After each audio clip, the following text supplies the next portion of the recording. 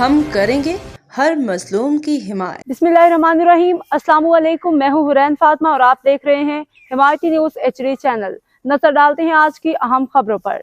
सांगड़ सिंध सरकार की जानिब से नौजवानों को रोजगार फराहम करने के हवाले से मोनो टेक्निकल सेंटर तामीर किए गए, मगर इन सेंटरों की क्या सूरत हाल है, बता रहे हैं इशफाक सलहरी।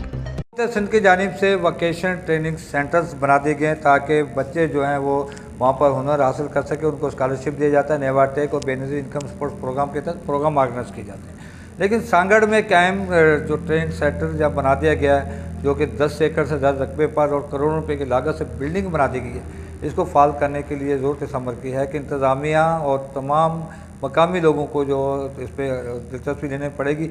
अब वालिदैन पर फ़र्ज़ है कि वो अपने बच्चों को इस सेंटर में भेजें।